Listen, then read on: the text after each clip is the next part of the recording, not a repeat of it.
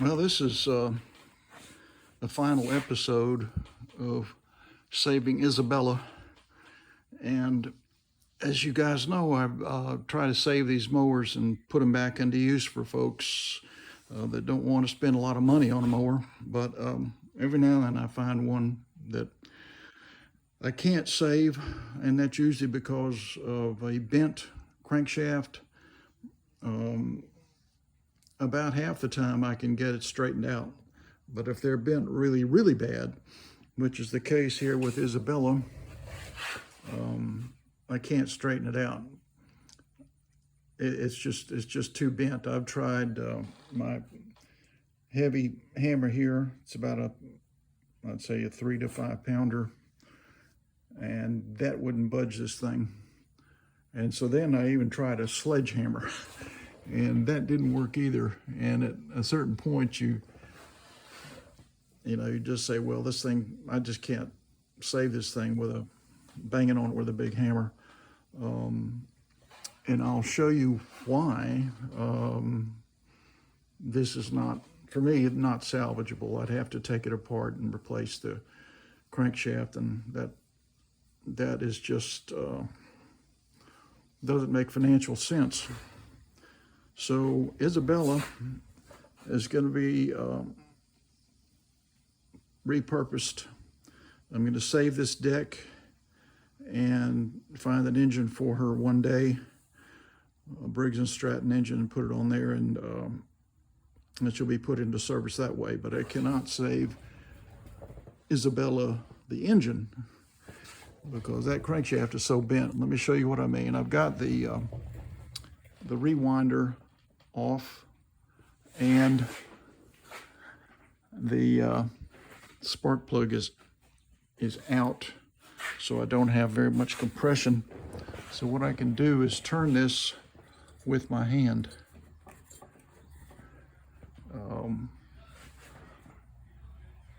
And I've got the engine brake off a little bit, so it's not touching, so this spins pretty easily. Now, you can see there that crankshaft top of it is fine. But someone has hit something so hard, probably a stump or a property marker, that this is what the crankshaft looks like when it turns. See, it goes up and down, up and down. Another way to look at it, and this is the method you use to straighten these, is to get a magnet on a stick and put it up against there, and it'll show you the low part and the high part. And sometimes you can straighten them out. But this one's so bent that you can't. I'll show you what I mean. So that's pretty high. And then here it comes around, see it's low, and there's the high part. There it is, low, rubbing against the stick. Then it clears. So it's just all over the place, up and around, and it vibrates terribly because of that. It makes it unusable, and I cannot straighten this one out. A lot of them I can straighten, but this one's bent so bad I can't. So we're gonna work on other things on this mower. I'm gonna take off the carburetor and the gas tank because I know they work, because the mower did start and it did prime. What I'll do is also take off this engine brake assembly and tie it to the handle so I can get it out of the way. I'll probably take off that flywheel, obviously save the spark plug, and the rest of it, I've got enough of the mufflers in storage. I don't need that muffler, and the rest of it will go to recycle. But obviously the deck will be saved, so let's work on that together, and see if we can get that, show you how that's done. See, I'm going to spin this around again so you can really see how much that thing moves. See, it's up and around, up and around. That one's bad. So I'm going to have to retire this one. All right, I'm going to get to work on this thing. Obviously, I'm going to save the rewinder because I know it works.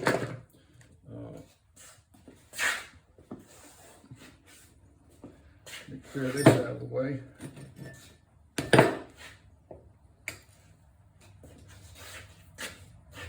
I'll be right back. Just hang on, guys.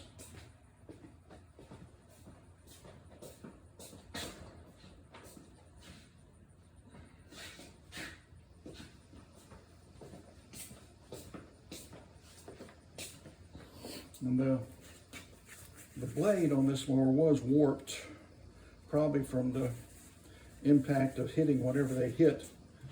And there are a couple of ways to check that. You know, I like to hold it eye level and look at the blade, and then go out this way and say, okay, is that cutting edge where it's supposed to be? And look at it this way and see this one's way down, way below. So I know that the blade is bad. So let's get this mower flat. And we will start salvaging parts off this guy. Well, the first thing I'm gonna do is take this tank off, which just comes up. You just kind of wiggle it off. Get those clips to clear, and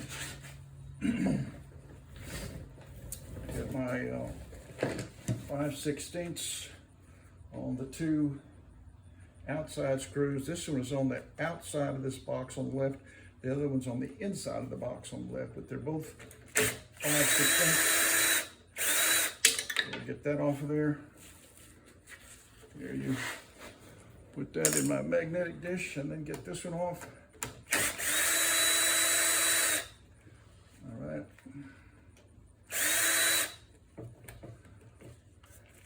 I think that's loose enough.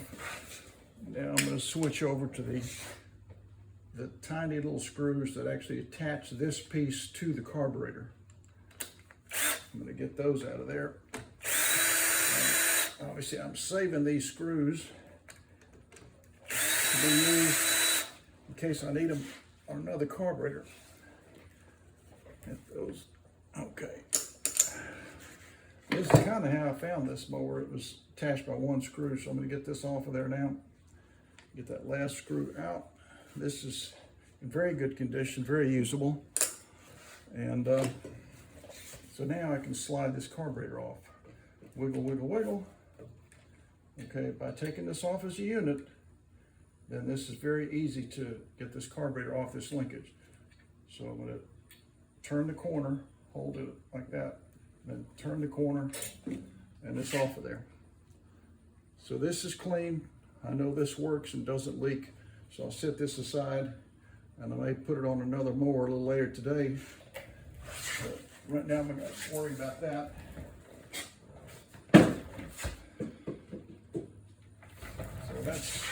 That's out of the way. This gasket and retaining clip goes with the carburetor, so I'll put that on there. Put that back on there. Those are the two pieces there. That's going to go back on the carburetor. Let me punch those in while I'm thinking about it.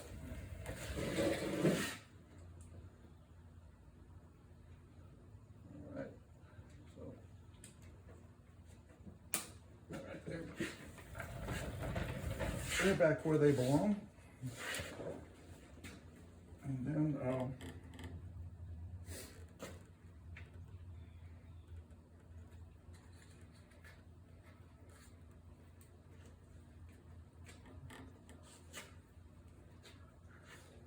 these screws are very hard to get to with this piece here attached.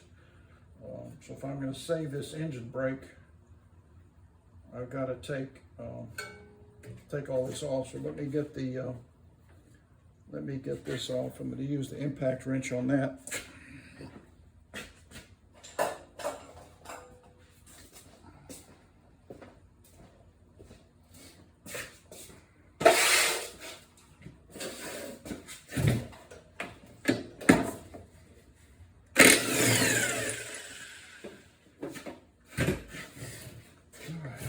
that nut off, got the starter cup off.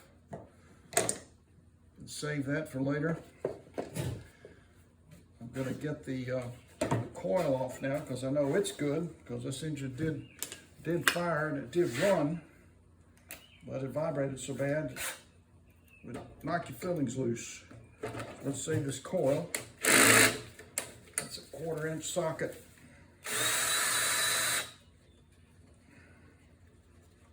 Save these screws that attach that.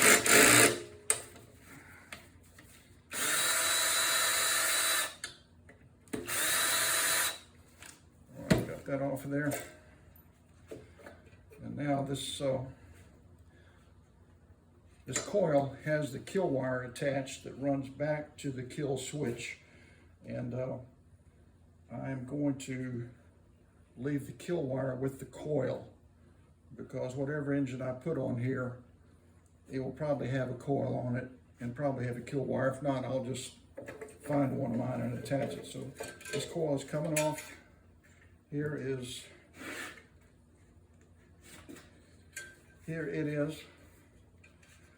And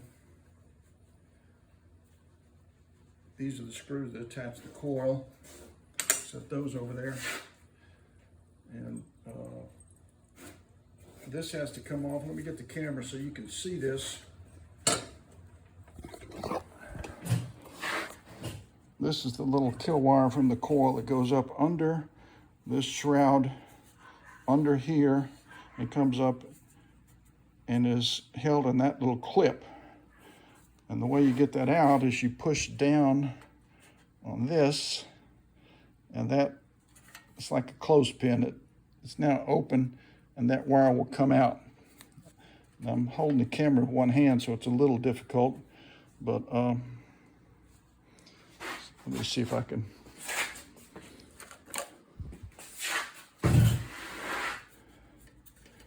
Okay, I'm going to hold this down and then try and pull the wire out at the same time. Almost got it. See, I'm pushing down on that. That holds it in place, but it's just so hard to do with one hand. Anyway, so this is how you do it. You push down here, and then that wire is not being held. It's pinched in there. Maybe I can get it if I push down. Yeah, it's a timing thing. It is, oh, I see. The end of the wire is bent up to help hold it in place. So I'm going to push it over so it lays out straight. Very hard. There it is, right there. So let me get that wire where it's laid out straight. There we go. And now I think if I push down on that, even with one hand, I may be able to get it out. There we go. It's almost out. There, okay. So the kill wire's not attached anymore. It slides into that little tiny hole. And then when this switch comes around, that either shuts it off or allows it to start. So now this is free to pull out. So I'm going to pull the kill wire out. I have my coil and my kill wire all in one piece. So that's enough for now. Hang on a second. I'm going to get this thing to shut off. And stay tuned, and we'll continuing disassembling Isabella.